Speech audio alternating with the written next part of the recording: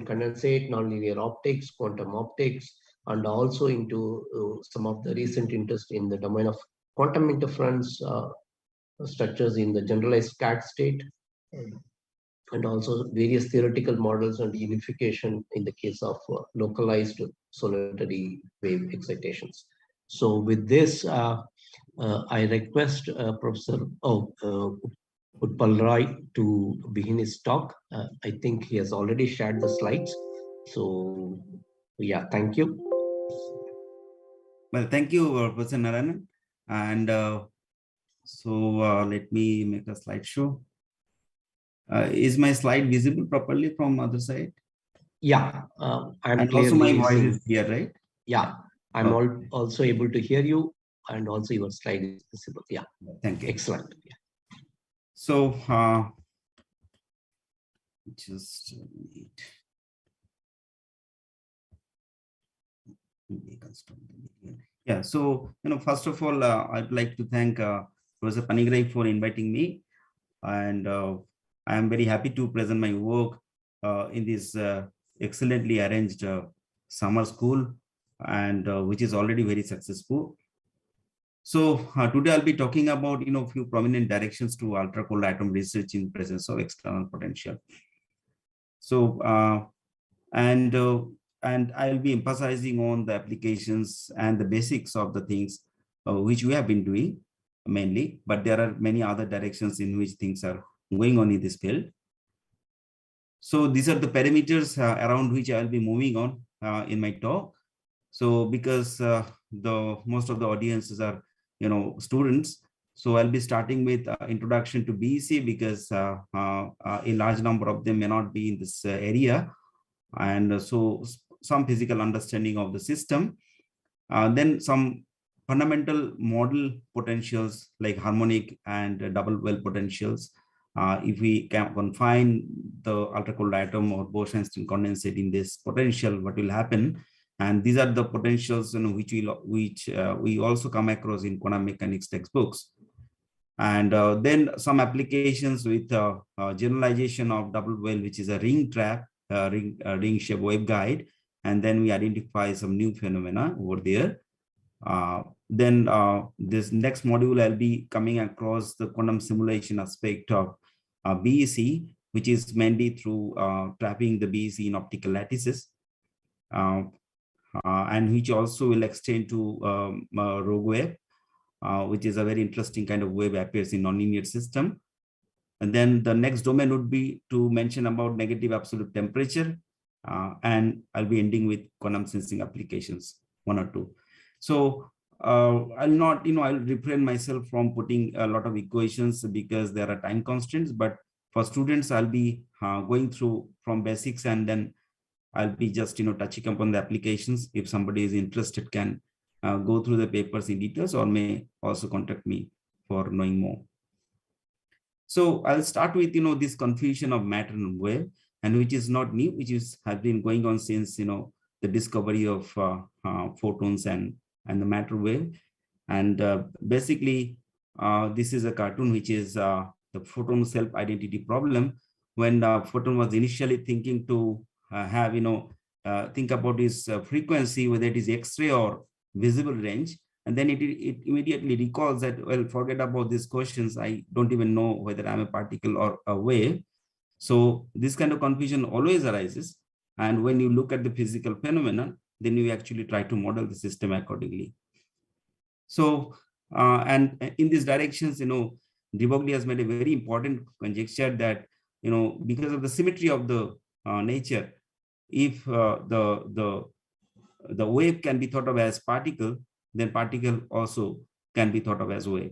So the wave is can be quantitatively seen in terms of the momentum when it is divided through Planck's constant.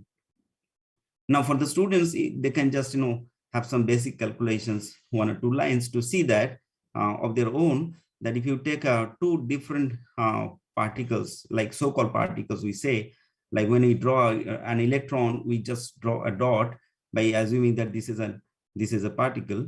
And then if you try to calculate the de Broglie wave, which is 10 to the minus 10 meter around, and And there are a lot of studies for the dimension of electrons. And so this wavelength is much higher than the dimension of the predicted dimension of electrons. Whereas if you see the de Broglie wave of a macroscopic object like a ball, which is 10 to the minus 34 meters. So that says that if you want to have any physical phenomenon, which is in microscopic scale, you have to consider the wave characteristics of the matter. And here comes our, Indian great physicist S.N. Bose, where he says that, the photon statistics. So this was the kind of foundation of quantum statistics by assuming photons are indistinguishable particles. And this is a draft of the letter which is sent to Einstein for publications and to think the matter more about it.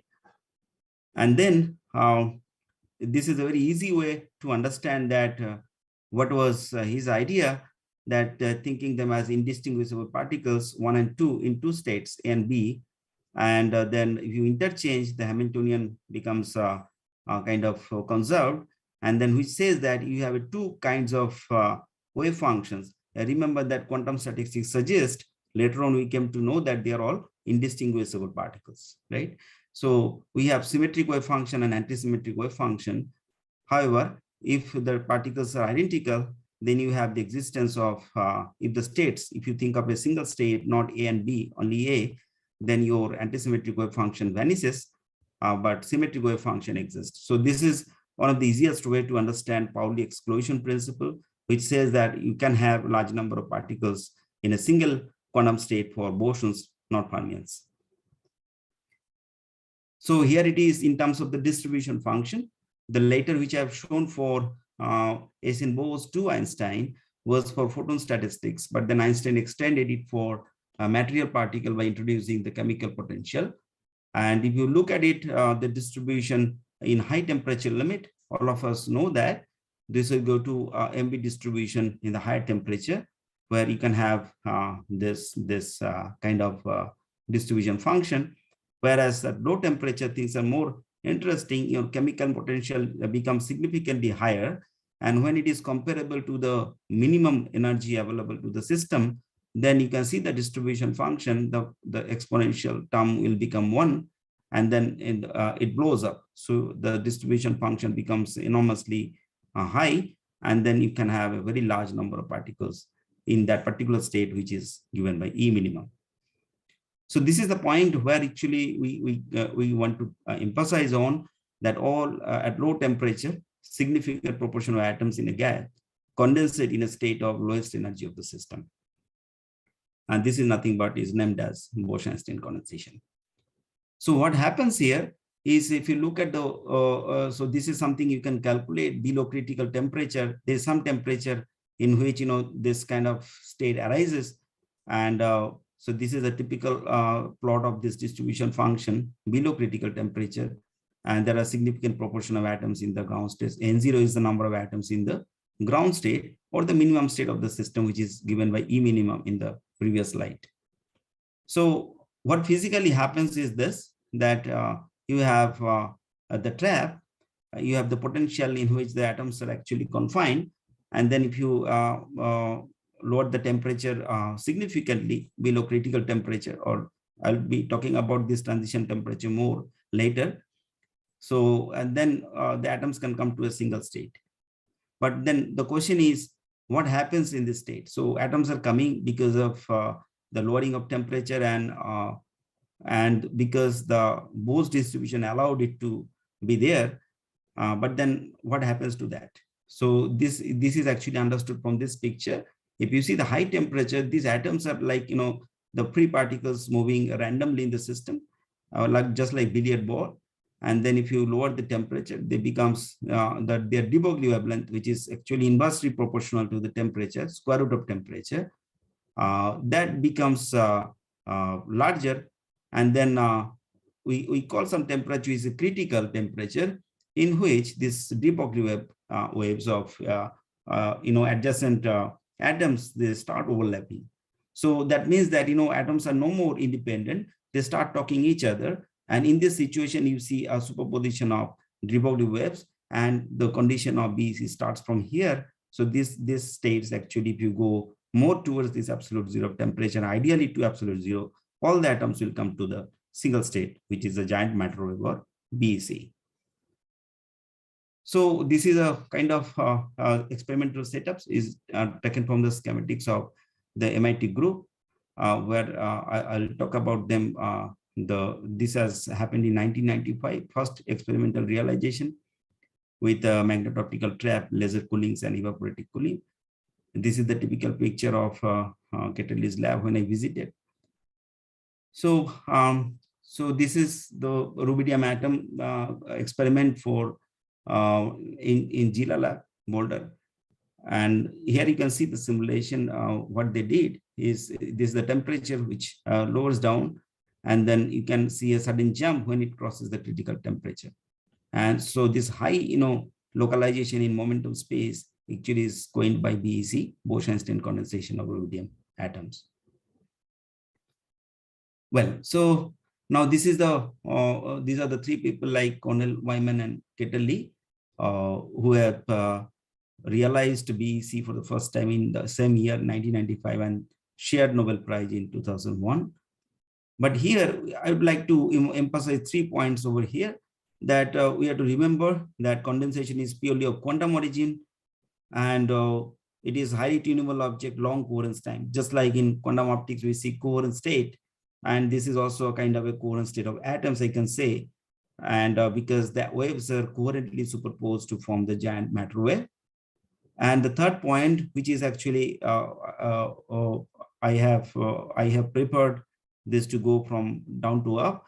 And then the last point is this occurs in momentum space, because you are actually looking at the system at ultra low temperature. So to look at it in coordinate space, because when you have a strong localization in momentum, you do not have any idea of localization in coordinate space, and which is actually accomplished by giving external potential in addition to the one which is used for observing BEC experimentally. So this we say that external potential, and I'll be coming to that more about it, because the whole application is based on that external potential for BEC. Now, kind of a few mathematical equations I have to give, just to give an idea that how the theoretically it can be addressed. That so one can actually start with second quantized Hamiltonian, where U, this capital U, is the atom-atom interactions. And these may be attractive and repulsive depending on the species of atoms and the magnetic field used from outside. And so an H0 is the single particle Hamiltonian, but then you can reduce it to a dynamical equation, which is given here, which is famously known as Gross-Pitaevskii equation, GPE. And you can see this is almost like Schrodinger equation, but it's not, as a huge difference was made by introducing this nonlinear term in this equation. And that makes the dynamics and properties and everything of the system very different from normal quantum mechanics, dynamics of the solvable potentials. Now here, if I start with the GP equation here, and it is seen that in many cases, things are not very stable if you increase the number of atoms especially for attractive interactions. So people actually look for a lower dimensional Bose-Einstein condensate. And how lower dimensional means that your dynamics will be effectively confined in one dimension, or two dimension. So here we are talking about one dimension. For that, you use a cylindrical harmonic trap. So basically, you give a strong trap in X and Y direction by leaving the Z direction free to move, and then the BEC will be effectively modeled with Seeger-shaped BEC. So it is dynamics is effectively in one dimension, and most of the experiments are going on in this kind of trap, which is asymmetric trap, and BEC is considered in quasi one dimension. And different interaction regimes are actually considered weak, strong, and different things. And there are a lot of new state of matters arise from here, right? Droplets, supersolid, and so on, by tuning their interactions and so on. So here, as I said, that I'll be starting with model potentials like harmonic and double well, but I'll not go into very details of it because my target is to mention about few applications, recent applications, which are actually going on in this area, and also we have been doing in our group. So here I'll mention about this paper by Atre, Panigre and Agrawal in 2006. They addressed the BEC inside a harmonic trap, and how the condensate moves with time and space. So here it is considered that the condensate will be in terms of a solitary wave. So you can see the title of the slide is solitary wave. And this is a kind of a very stable wave. In nonlinear system, what happens that the nonlinearity actually destroy the wave.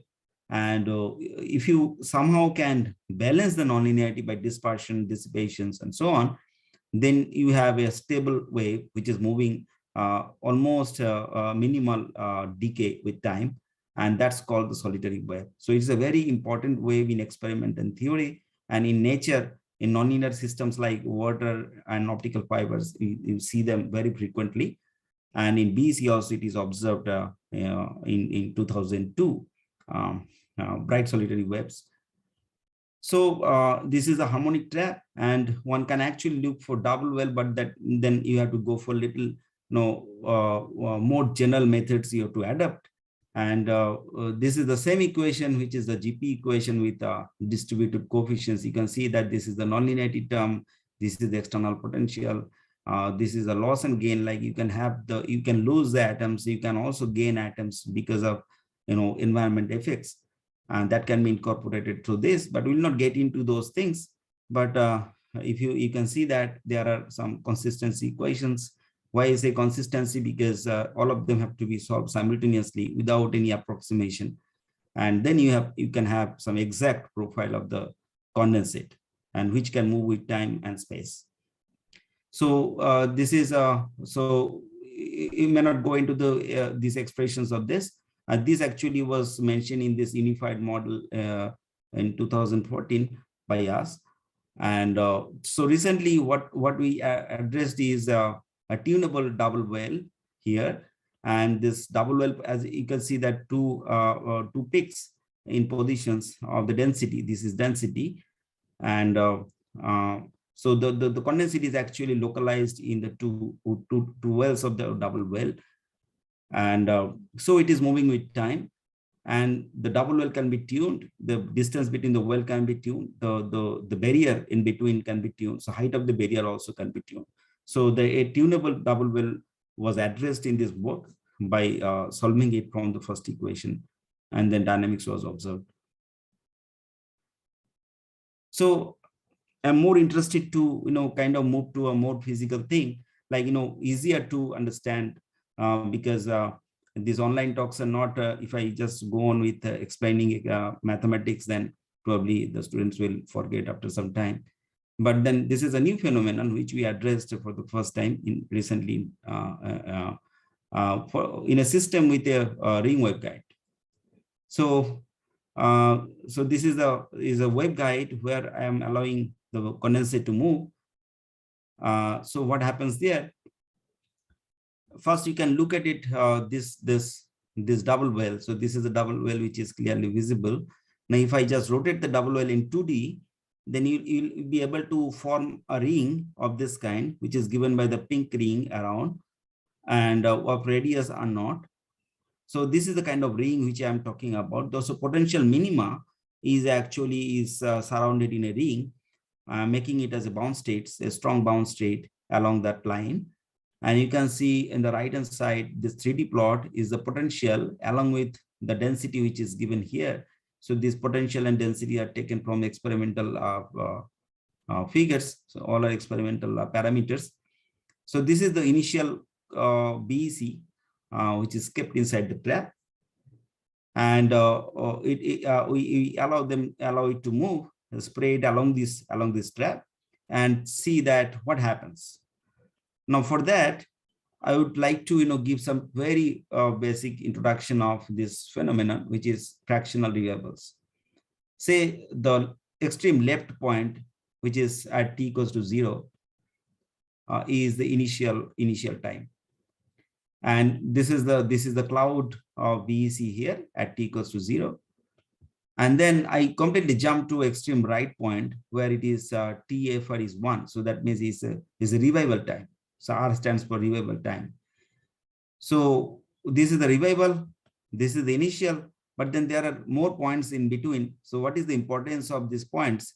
Let me just pick one of them, like this point, say, which is at 1/4 of the revival time.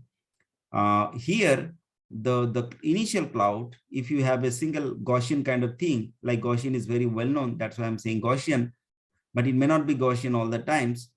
So if I take the initial cloud and observe this cloud at this time inside the ring waveguide, I'll see the cloud is divided into two parts, but they are actually replica of the initial cloud, but the number is 2. So they divide into two subsidiary wave packets at this time. So actually they get it, the fractions, give the fractions in different times. For example, 2/5, it will split into 5 parts.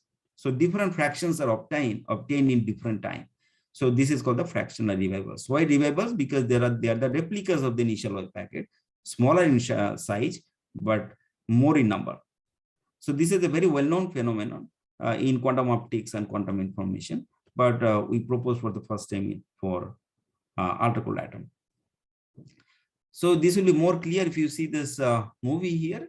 Like, this is done for 2 cloud, because to have a symmetric kind of plots over here is a better looking reason of it, that we have taken 2 clouds. Now you see how it evolves, and there are different numbers which are appearing very fast, but you may notice some of the places it is 4, 6, 8, and so on. And this is experimentally, this merging of BCs are observed, but nobody has identified these as a fractional revivals at different times, because the theory was unknown to the people. But there are many experiments to create this trap and observe the merging of BCs inside the trap. So here are some snapshots of the cloud. You can see that this is 1/4 of the revival time, which I mentioned, and this is the 2/5 of revival time. It looks like, oh no, this is 1/10 of it actually. There also it will split into 5 parts. So different time you can have the observation time and take the snapshots and see the density, which are actually bifurcated in a particular number, and which is the kind of reporting the fraction variables in this system. So we have reported it in recently in physical TPA. So this is another way of representing, like, autocorrelation functions are very well known in different systems where you have a time-dependent signals, time-dependent variations. So, and this function, autocorrelation function, is very useful to identify fraction variables.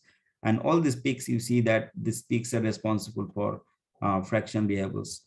And you can actually say that which one is giving you what kind of fractions. And you have a definite formula which is matching with the well-known formula for fraction variables. Now, another interesting aspect in addition to fraction variable is that if you have a cloud which is a ring trap, and then if you allow this cloud to superpose in the middle by switching off the trap, what kind of interference pattern you expect? So one student will definitely kind of expect it in this manner, because you have a circular source and then you see the pattern in the middle. But then let us see what kind of pattern it has. I switch off the trap, and then it comes. You see, now if I just go on by seeing the center part, this looks like this, which is completely different.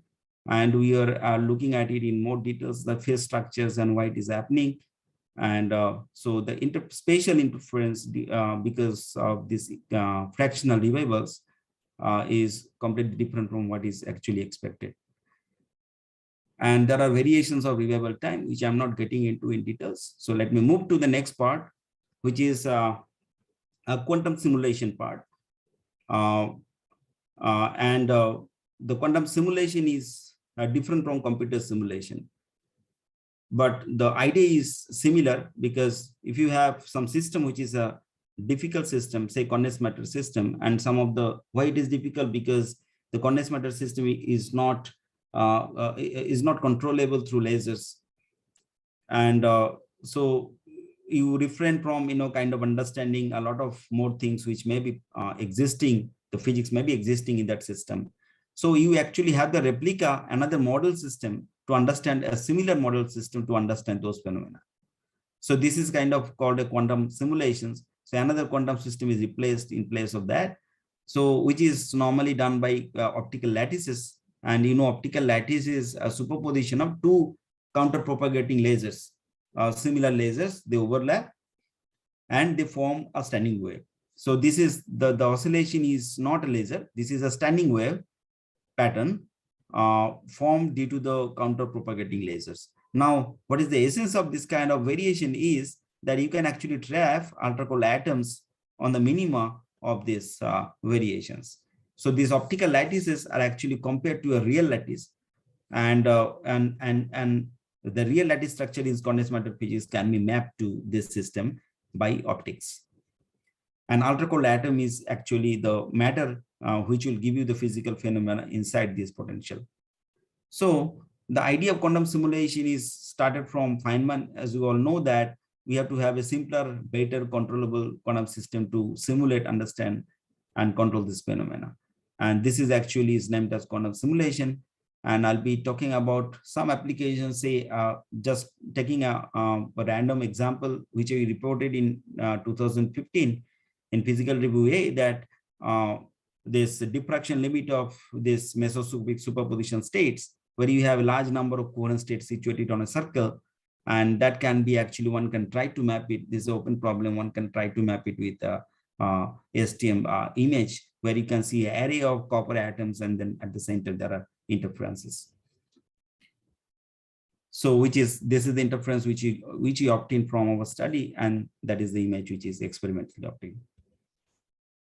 Now, to have a more insight of these quantum simulations, what we exactly do it as we choose some frustrated lattices, optical lattices, and that is done by doing bichromatic optical lattice. So that means that if you have an optical lattice which is of one period, so cos kx kind of thing, so 1k, and then it is a single optical lattice. But if you have a superposition of two of them with different frequencies, different periods, then we call it as a bichromatic optical lattice.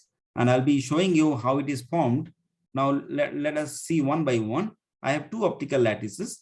One is short wavelength lattice. So you can see the dark line with no dot and dash. This is the short wavelength lattice because the period of the lattice is smaller.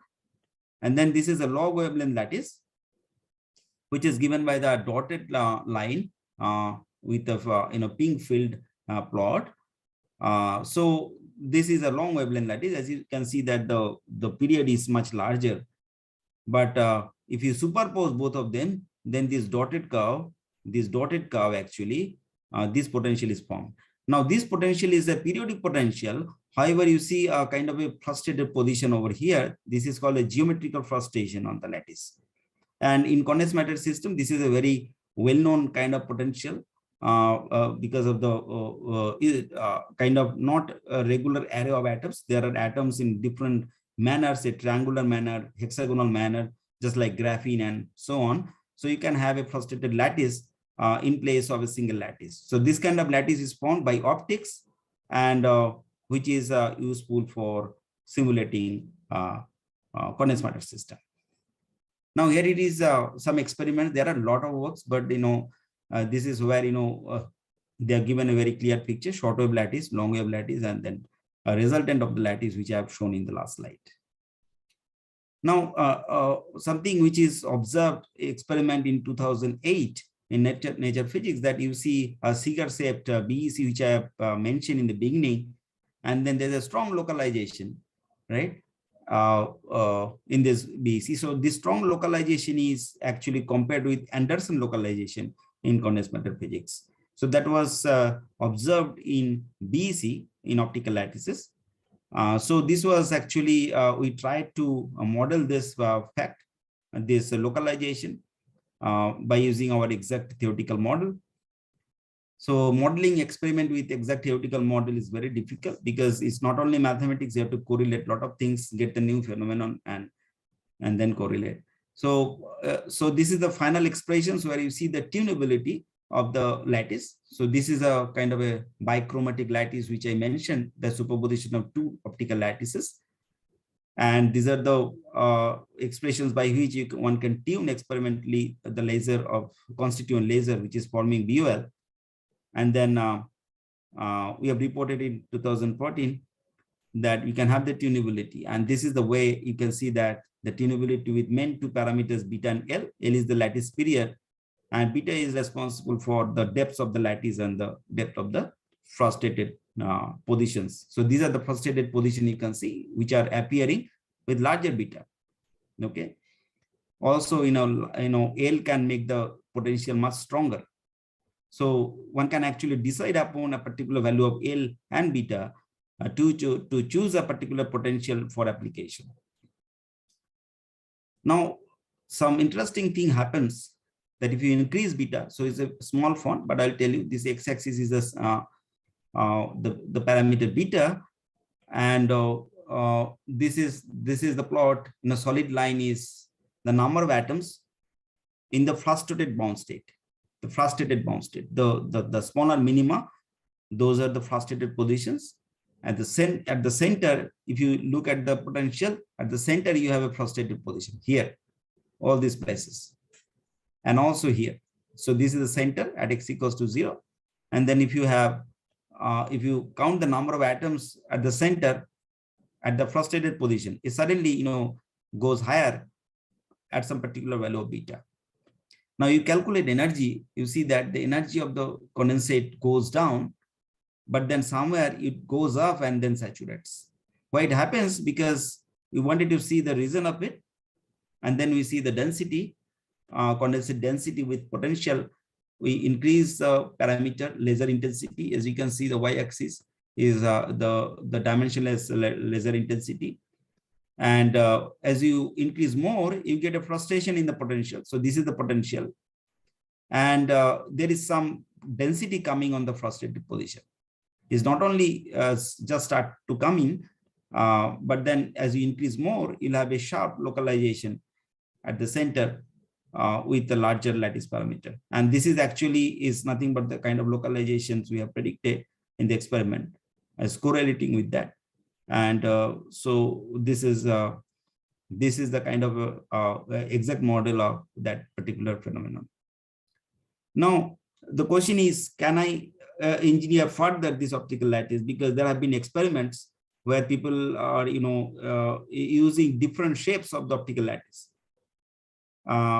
So that is not very much possible to use it with two periods. So you have to mix up more than two periods of lattices. So basically a superposition of more than two optical lattices. So here actually we superpose 4 lattices in this potential and form different kind of shapes of the potential.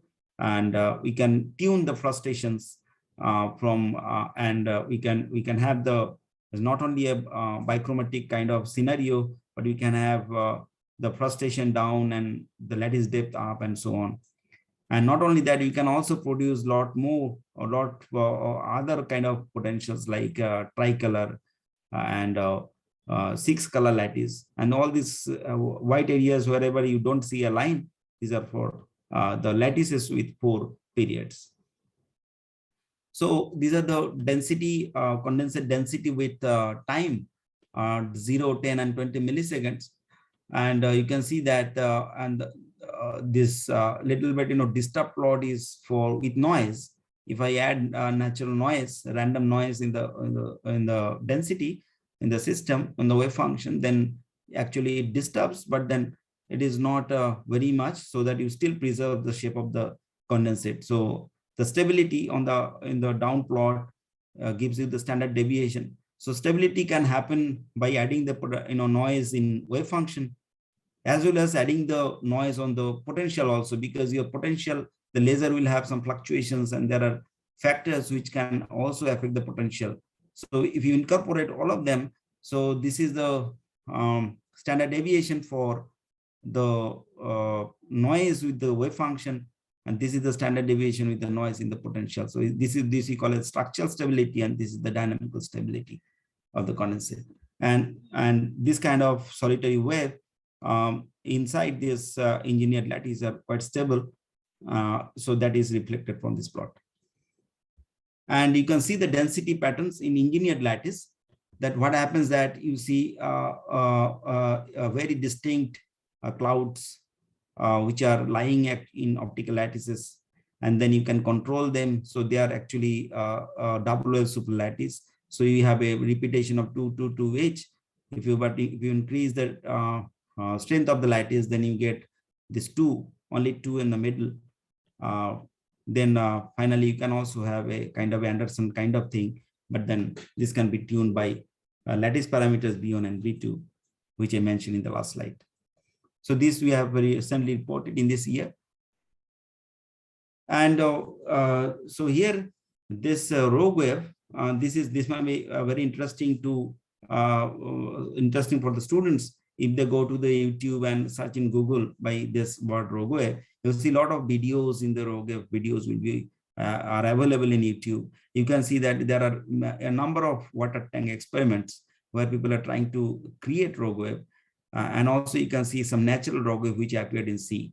But then in ocean, you never know that how this wave is produced. So formation mechanism is really a mystery, because suddenly it appears and then disappears within a very short time. And this kind of waves are very, very, very strange. And people call it as freak wave also. And but it appears in nonlinear system. So people have been trying to understand the physics of it, but how it is forming and disappearing again. So we try to understand the nonlinear system, which is BEC. And this is the kind of rogue wave. You can see that the rogue wave will have the maxima as well as the minima as a deep surrounding it. So these are the positions. So here it is clearly visible. This is a second order rogue wave. This is a first order rogue wave, and in lattices. And then if you increase the potential depth, how it happens. But here you'll still have a localization of the rogue wave, very sharp localization of rogue wave, which is not visible because of these other maximas are actually obstructing the middle part. But if you look at it more, the shape about it, then the 2D plot may be a better one. So here I directly come to the third row. You can see the third row, which is the plot of the rogue wave. And you can see there's a maximum in the middle, and then you have a dip. So and then the background is saturated. So there is a dip in the background, then there's a maxima, and then there is another dip.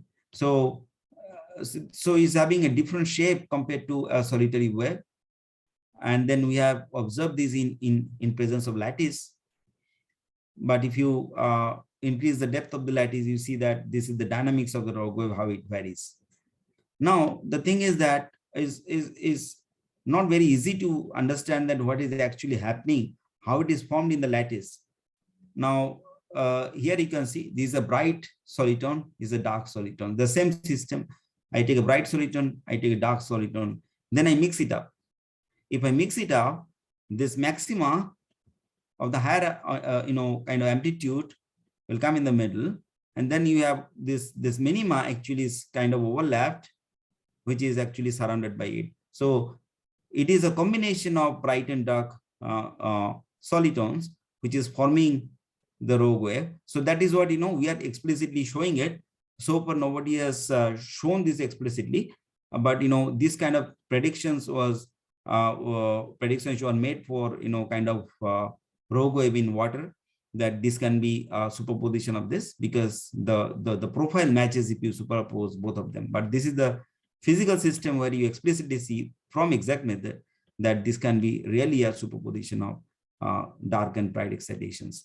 And all these things can be explained by these two plots if you carefully look at it. So it's a formation mechanism which we address for the first time here for rogue wave. Well, so this is I have almost so far is more than 35 minutes. So last 15 minutes maybe I'll be talking about two more modules. Like one is this temperature domain, which is negative absolute temperature, which may be new to many of the students, and then quantum sensing. So here, some idea of positive or negative absolute temperature is important. That I have given two plots, both are experimental with ultracold atom. So the first experiments on negative absolute temperature it happened in this paper in Science 2013. So this is a plot from that paper. And if you see positive temperature, what happens that if you increase energy, the probability of a number of particles in a given energy, that actually goes down, right? So is a positive temperature, the atoms will be tending to stay in a lower energy states rather than higher energy states in equilibrium. Now, if you look at it in negative temperature, so in the distribution function in the beginning, if you recall Bose-Einstein distribution function, and this positive temperature is very easily understandable for higher temperature, which goes to Maxwell-Boltzmann distribution. So number of atoms goes down if you increase energy. However, in negative temperature, like what is negative temperature? If you have a number of atoms in the higher energy, which is higher, so contrary to what you observe in the positive temperature scenario. So if you observe this kind of situation, how do you explain from the distribution function? So you have two options.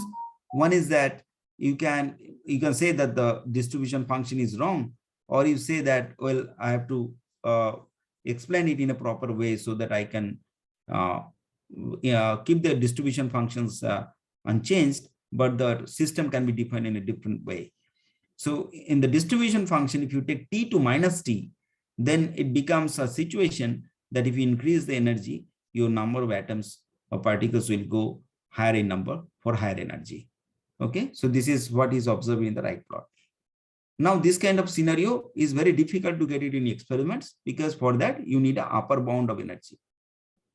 And this upper bound of energy is not very easy to obtain in experiment.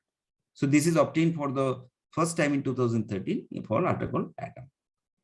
Although the theory of negative absolute temperature was known much earlier, you can also see one of the book of statistical mechanics mentioning about negative absolute temperature. But then, because there is no existence of physical system, so nobody actually took care of it. But then in 2013, this was realized for the first time for ultracold atom.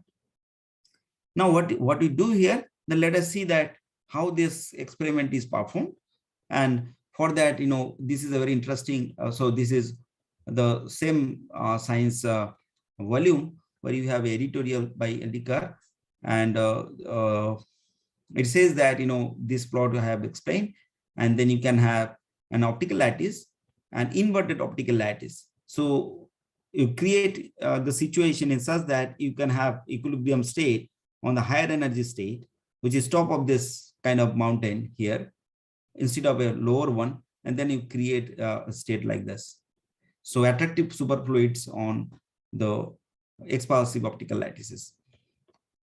So this kind of scenario is, you can see that the atoms are no more concentrated on the center of the momentum space, but they are on the higher momentum space. So what we do is, so this is the kind of potential they have taken, optical lattice and an expansive harmonic trap. And we modify it for a bichromatic case because we want to have it more stable negative absolute temperature. So we modify the system, we address it. So this is the first theory, exact theory for negative absolute temperature. We have given in 2020 in scientific reports. So these are just some plots with the potential and the density. Densities are given in the field plot on the upper energy levels of the potential. So these are all steady state, and you can see that the steady states are formed on the upper energy levels because of the profile of the trap and the condensate. Now this is a atom distillation, and this is the density, and this is the potential. So the atom can be distilled, like if you tilt the trap, and then it can distill from one place to another, which is done for positive temperature in presence of trap, but not for negative temperature, which we proposed through this plot. And we have verified it for stability, like it should be a stable state. Otherwise, you cannot say that it can be observed in experiment. So to observe it in the experiment, you have to have a stable state. And also we have to check that whether it gives you a negative temperature or not. So this is a confirmation that we get a negative temperature situations in this case. Now the question is, can we actually engineer this kind of temperature domain and estimate it and having more insight of it? Because positive temperature scenario is very well known, and all the phenomenon which is appearing around us or positive temperature domain, we don't have to understand this domain too much to understand simple things happening around us. But negative absolute temperatures, because it is a new domain, it is important that it has to be understood in presence of some particular physical system. So we have a kind of engineering of the trap, a different shape of the trap which are given. You can choose a appropriate one in experiment to have it. And then these are some donut charts, condensate fraction. So this EOLO region, this is the condensate at the central site. So we'll be looking for more condensate at the central site. So that is good for us. So if you have more, then things are more stable. So that's what is a common sense. But then you also have atoms in the neighboring site and the rest of the site. So you can see at particular value of beta, so that means the laser parameter, laser intensity, which is constituting the lattice, you can have this much atoms, fraction of atoms in the central lattice.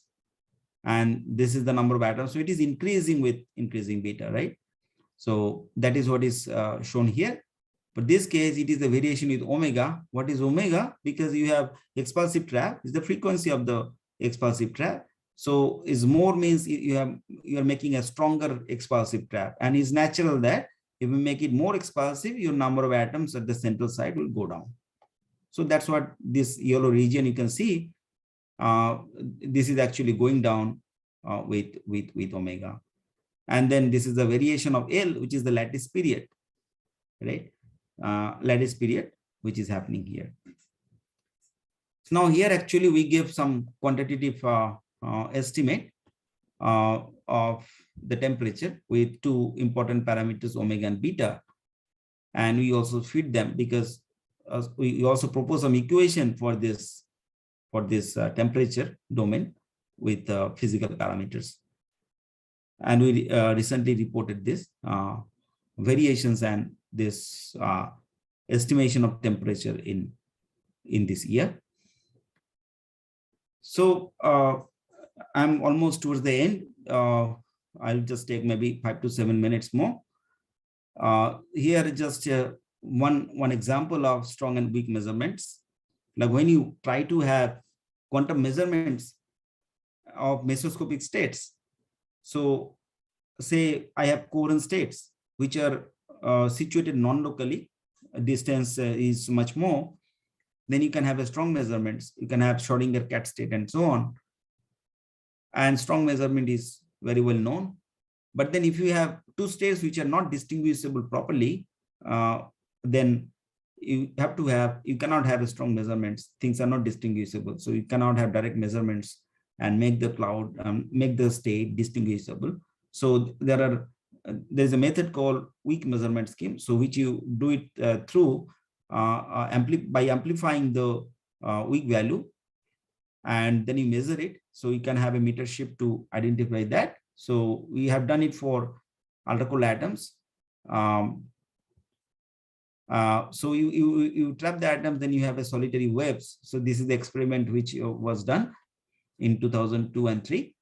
And then these are the experimental plots. So we modeled this potential of solitary waves inside harmonic trap.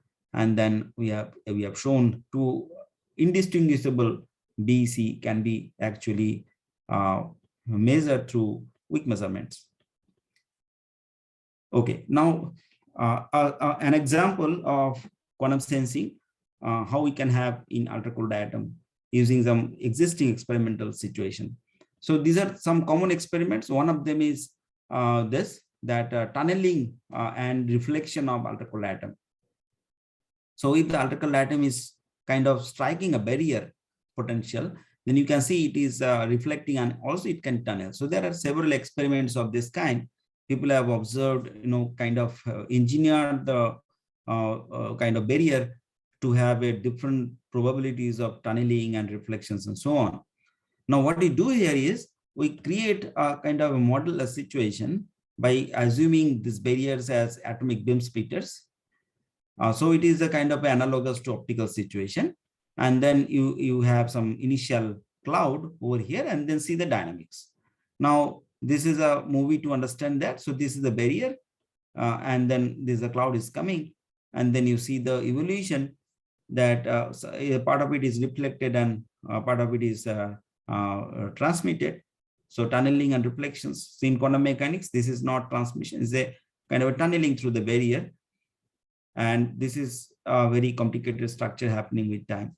Now, if we look at it in phase space, you have a very interesting structure over here in some specific time, 11.2 millisecond.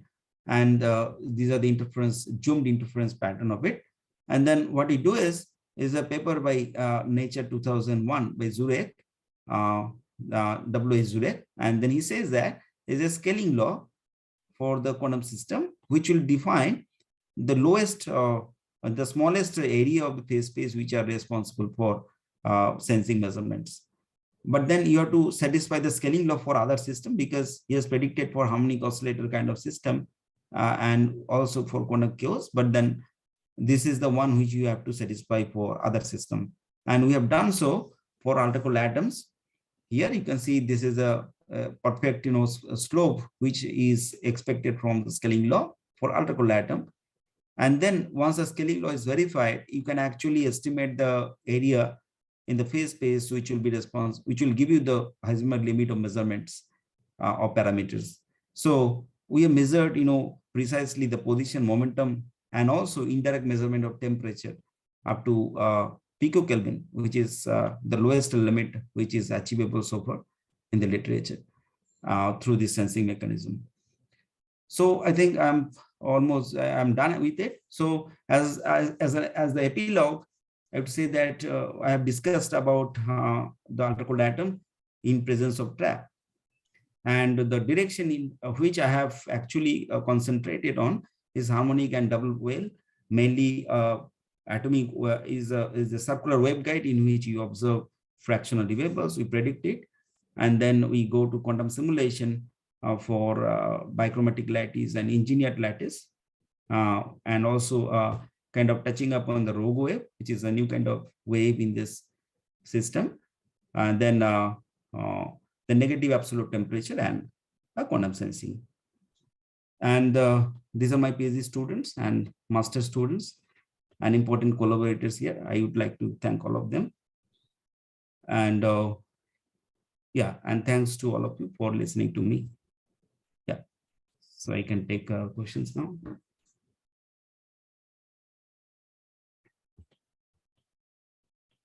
Yeah, thank you, Professor Utpal Roy. Now the session, the floor is open for question and answers. Yeah, I guess I have finished on time. So few minutes. Yeah, very close. Yes, yeah. You started around 12:20. Yeah, I have taken 54 minutes. Yeah. Yeah, maybe a couple of minutes more. Yes. Yeah. Excellent. Yeah, thanks a lot. Any questions? Chat box, is there any questions or from the audience? Okay, so one question is there in the chat box. I can address it directly. It says that please mention the book and references for existence of negative absolute temperature. Once again, can we redefine thermodynamical law? No, it is not required to redefine thermodynamical law. It is just enough to read the statistical mechanics patria and the thing which I mentioned here. I've given the reference. I'll show it once again. And you can also see the citation of this paper, which also includes 2 or 4 papers, 2-3 hour papers. So this is the reference, Science 33952 2013 is the first one, and then I think all the works which will follow this work. So you can get it from the citations. So whoever will work in this area, so will have to give this paper in their reference. Yeah. Yeah, what I recall is one of the thing about the negative temperature is even the book Statistical Mechanics by Kubo also refers Yeah. about Yeah. Yeah. Yeah. about this. Yeah. I Yes. don't know if you are, especially an undergraduate or a PG student, you can look at Statistical Mechanics by R. Kubo. Right. Right. Uh,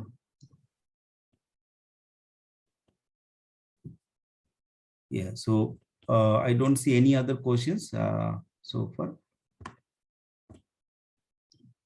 Let us wait for a few more seconds if someone can switch on their microphone and ask.